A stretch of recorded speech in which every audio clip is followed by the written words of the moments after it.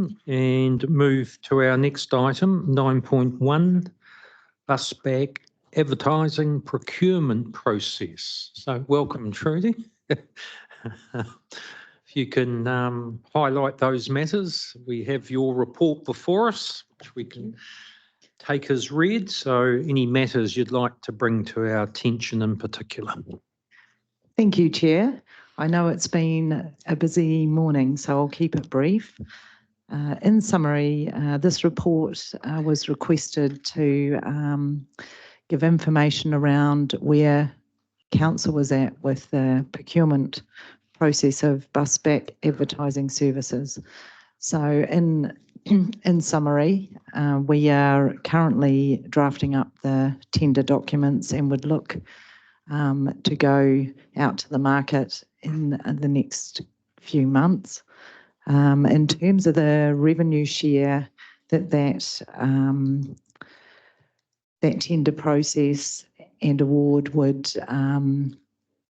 bring to Council, I have an estimate of between 50 and 120,000 per year, which would be offset. It's only a small portion, but it would be used to offset the significant cost of the bus contracted services. So I intend, staff intend to come back to the next committee with that timeline to support the procurement process. But I'm here to take any questions if there are any of the floor. Okay, no, thank you. So any questions of Trudy? Don't appear to be any. Oh, Maxine. Just with regard to the advertising income, can you just confirm what the per bus per year return might be for Regional Council? Through the chair, I haven't got that number to hand, but I can definitely bring that back next time. Thank you. Okay, there's no Sarah. Yes, Chair. So, Trudy, so the 50 to 120,000 is the total for the whole fleet, or is Yes, that's correct. okay? It Yeah. seems like, and how many buses are there? It just seems I was surprised when I saw it. I thought, like, is that per bus? Is that the whole fleet? Like, it seems. So, and particularly, like, I know someone who advertised on the back of the bus for their campaign, and it wasn't cheap. So, yeah. No, through the chair, it's been informed by what the current operators are seeing in terms of the revenue collected on the existing fleet. Until we go out to market, and you know, we're selling that space, we won't truly know, but this is simply a guide. However, we'll do a little bit more work in that space as we update the documents to include the new EV fleet, and obviously do some sense checking sort of around those metrics that we've come to today, if that makes sense. Yeah. Thank you. Thank you. Okay. Maxine, you haven't got it. No, you're right. Thank you. Angela. Yeah, thank you. So we're going out for tender. What are the costs involved for Council in this? Through the chair, yeah, Councillor Strange, it's really staff time taken to draft the documents, put them on gets, evaluate the the bids through to award. That's the time element in the development of those documents you see beforehand. Thank you, Trudy. Did you have another? Happy to move if needed. I'll come back to you in a minute. Eugene. Thanks, Chair. Happy to second as well. Thanks, Trudy, for this report. It's good to see that this is happening. I remember sitting in hearings 3 years ago and this come up, and that money was actually just falling into a void, and I think contractors were actually receiving that money. So even though it's not significant money, it does help. So it's good to see that that's been tidied up. Okay, it's been moved by Angela, seconded by Eugene, and we have an additional recommendation, which is highlighted in yellow, in addition to what's in our agenda on page 116. So I'm taking the mover and seconder are happy with that addition. No further comments or questions. So I will put those two recommendations. All those in favour, aye. Against, carried. Thanks, Trudy. Now, okay. We'll move to 9.2, monitoring report. Welcome, Vincent. Good morning, Chair and the committee members.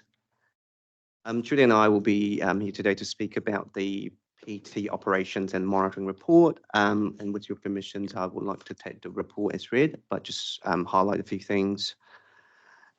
Just so over the last quarter, the staff has been busy working on a wide range of projects, initiatives, and the key one being the Waipa EV launch. So on 15th of April, the new EV buses were launched, and along with the network enhancement, so doubling of our service frequencies for the network.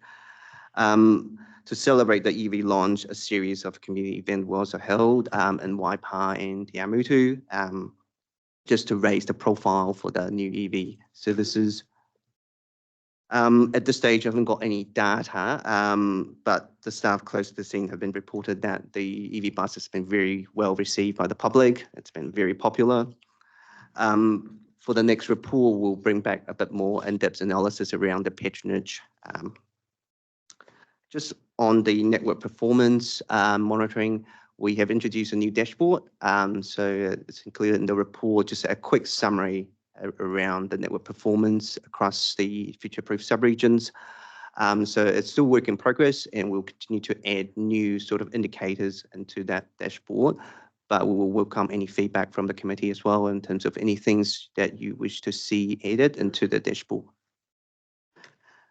Just on the network performance, just want to highlight, so across the future-proof subregions, we've seen a 20% increase to patronage in terms of Q1 this year versus the same time last year. And the patronage across the subregion is pretty much at the same level as pre-COVID now. So we're very close to reaching our peak as previously recorded prior to 2019. For Hamilton, we continue to see very strong uptake for our high frequency routes. So the combined patronage for our 3 high frequency routes represented 66% of our patronage across for Hamilton. So I think this is really an indication in terms of the frequency and the directness of the route are really having positive impact to patronage growth. Outside of Hamilton, we're also seeing some service performing really well in Q1 this year, including Pocono to Pukekohe, Raglan, and Eastern connectors. So in terms of network reliability, the overall result has been hovering around 60 to 70%. So it's been pretty steady, but we just want to highlight there's been a big drop in terms of service reliability for Waipa network. And this is mainly due to the roadworks in Cambridge and on the expressway, as well as the transition to the new operator since January. We will continue to monitor the result, and if it continues to deteriorate, we will provide further report back around, just to zooming around the issues and just to find the mitigations for how we can improve their service reliability. So these are the key highlights, and happy to take questions. Okay, thank you, Vincent. Liz. Oh, yes. Thank you. Hey, great report. Really great to see the numbers come through. The reporting is I'm particularly interested in. Obviously, the new services that are now coming out of Cambridge and Te Awamutu for Waipa are going to be super interesting. So, is there a way that we can, first of all, just get some reporting? We've only been operating the increased services for the last few weeks. Yeah. And I really have zero sense of how that's going. How can we as a council help promote those extra service times and things? So I'm really keen to work with regional council to make sure that all of our communities are aware of those extra services and the time. So I'm wondering how we can continue to assist with that. So we've had the launch, but it's easy to forget, right? So I really want to see numbers increasing. The other part, the other sort of request I have is actually around getting more detail on those, on the reporting. So I'd like to see a breakdown, if I can, on the number of students coming out of Cambridge and Te Awamutu on each departure, especially to understand where the ministry is at. So I'm going to assume that these numbers include all of the high school students that come from Waipa into Hamilton schools every day. And I need to know how many of those are students as opposed to adults that are working. I think that will just really help me understand and monitor where the future kind of might work, because I'm just really aware of how many kids are coming out of Waipa into the schools, and I just need to understand that a little bit better. So it's the per departure monitoring I'm hoping to see more detail around, if that's possible. I think it's crucial that we also see that with the numbers, it feels like we might have hit saturation point. Now we're back to pre-COVID levels. The numbers are kind of about still. So if we can get the detail, we hopefully, obviously, it's all in our best interest to continue mode shift. So we want to see more people out of their cars into these buses. And now that we're providing a really good service, I'd like to see an increase of people choosing to travel either way. And I think it's a really good time to do that, because I think we have kind of hit that saturation point. We're starting to see the same numbers, not big increases anymore. So it's a great time to measure where our efforts are best realised. So is it the business community? Is it the students? Where is it? So that detail will probably provide that.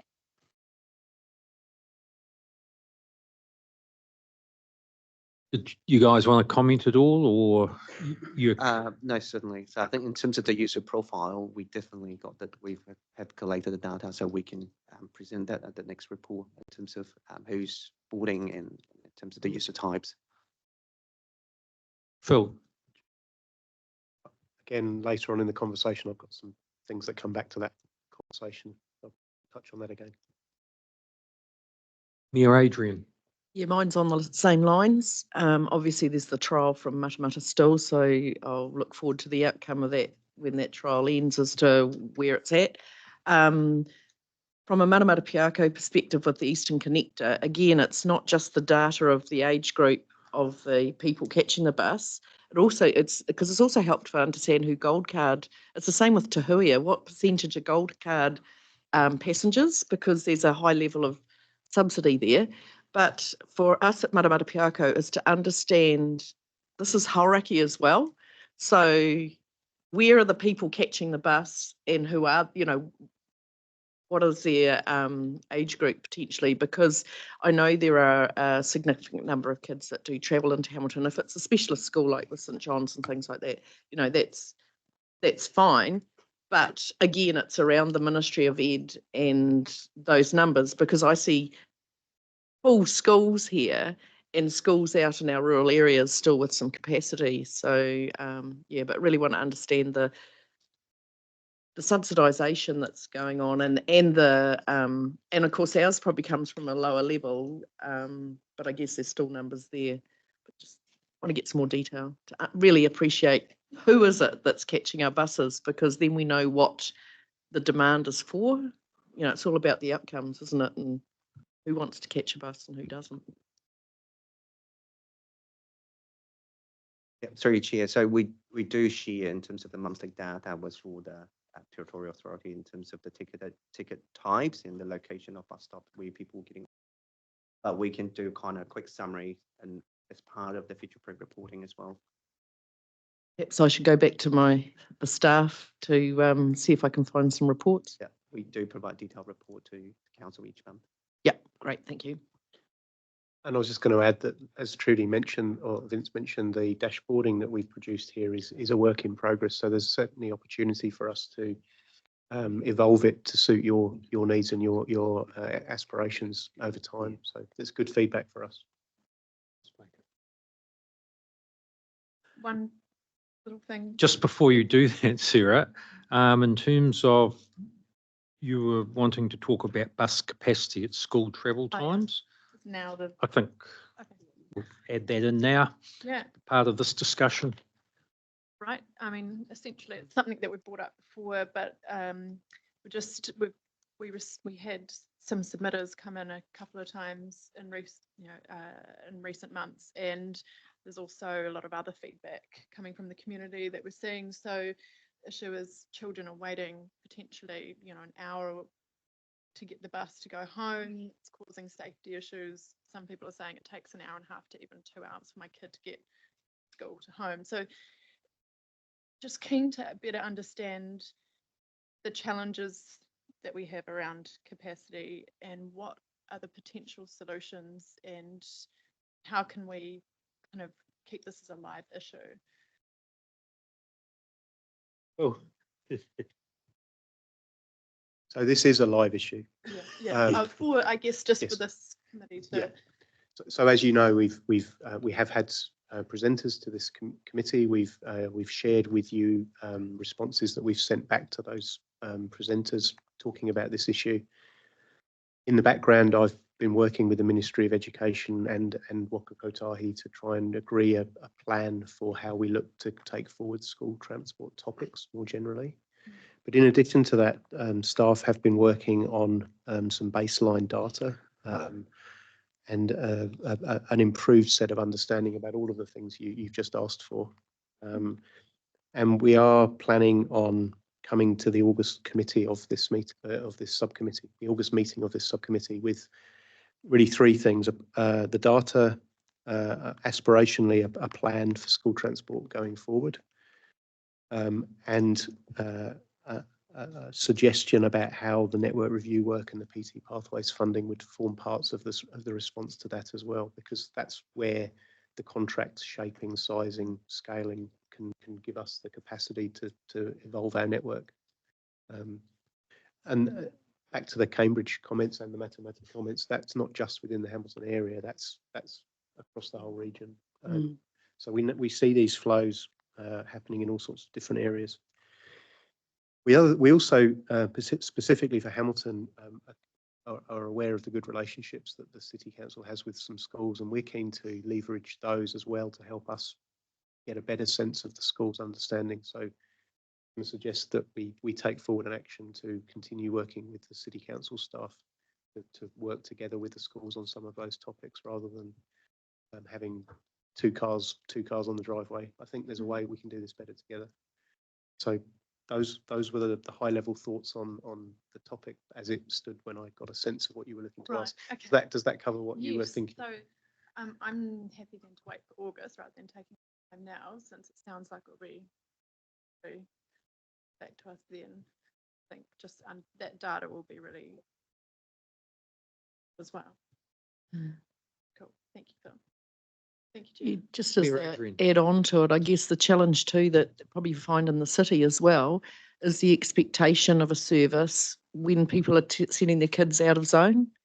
You know, what is the priority of a public transport service? What are the outcomes you're trying to achieve? And is the expectation, like it's just trying to balance the expectation and actually the reasonableness of what a public transport service is for. Like it's quite political, because you've got people out of zone, but I've heard it on the radio, people complaining about buses in Auckland and stuff, and they've chosen to send their kid out of zone.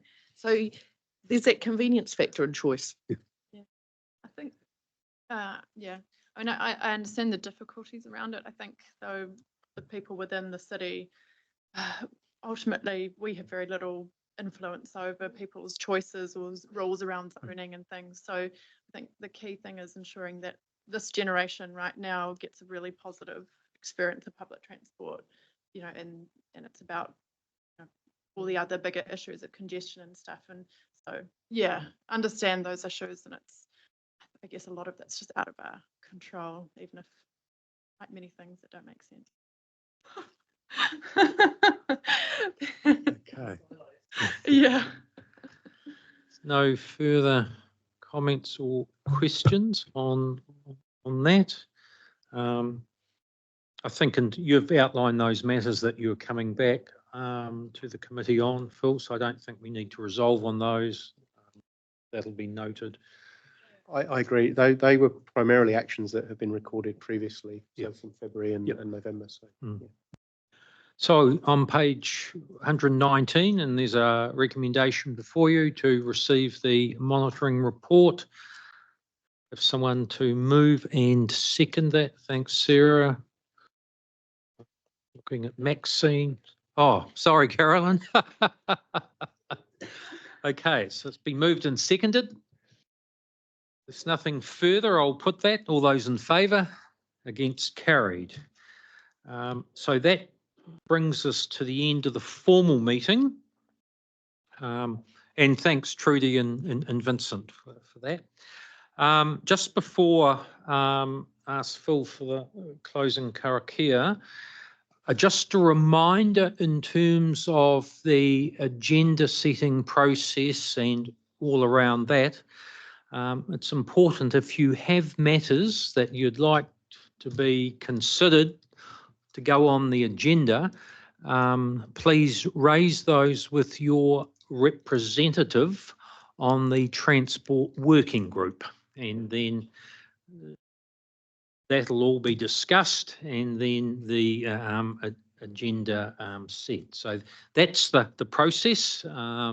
So it was just a reminder for that to occur.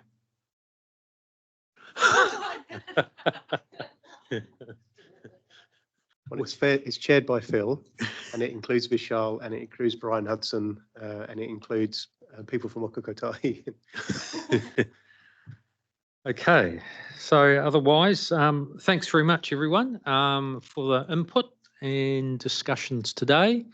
And certainly there's some key things that will occur quite quickly in terms of those letters and of support in terms of the Tahuya, etc.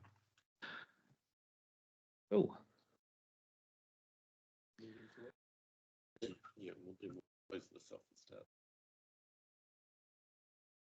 Karakia tātou. Unahia mai te uru tapa nui, kia wātia, kia mama, te nākau, te tinana, te hininaro, I te ara takatu, koirā, e runga e whakarea aki ki runga, kia tina, humie, huie, tākie. Okay, the meeting's closed. So we will have a short workshop now. Phil assures me it shouldn't take